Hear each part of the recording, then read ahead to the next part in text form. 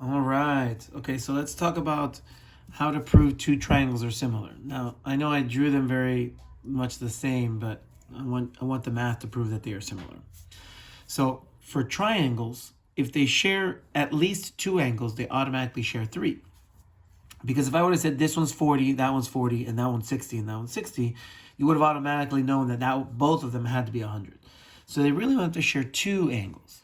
So if I were to figure out what this one is, okay, that would actually end up being 40, and these would not be similar.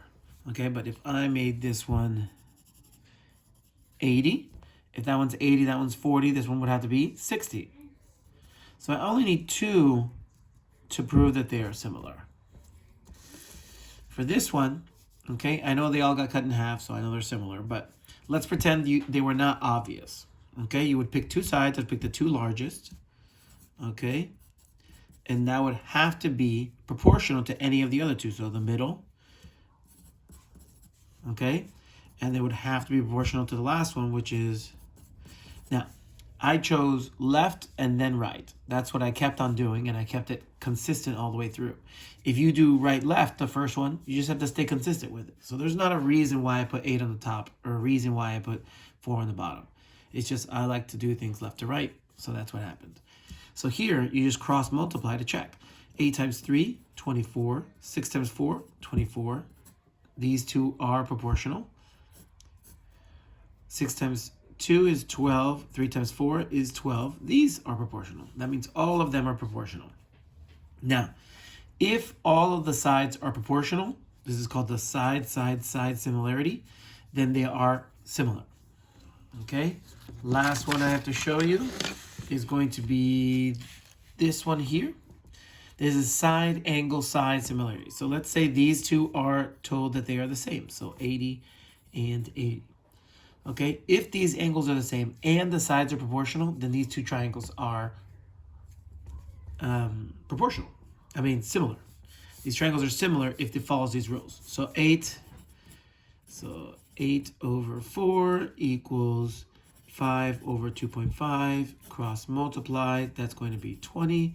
That's going to be 20. So they are proportional and the angles in the middle. So these are similar triangles.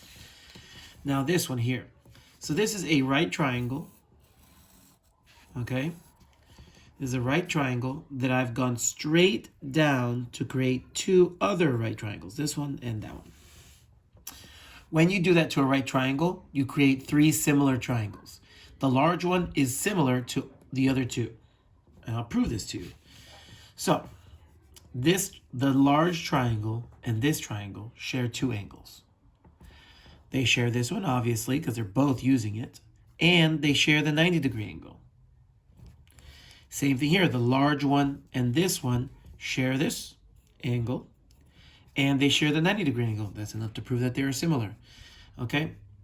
So then if this one is similar to the large one and this one is similar to the large one, that means that this one is similar to that one. So that you can use proportions to solve any part of this that you'd like. If I just wanted to know the length of this, I could use this method. Okay, all right, skip down over here. So when a triangle is cut by a parallel line to its base, it creates a similar triangle. But also these are similar. They're proportional.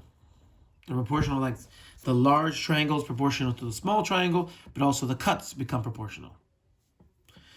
So this is going to be the same as this, or this length and this length are going to be the same as proportional as well. This one here. So this does not create similar triangles. It creates proportional sides. So if you cut this, an angle bisector, you'll create proportions. A over B will have to be proportional to C over D. All right? And that's it.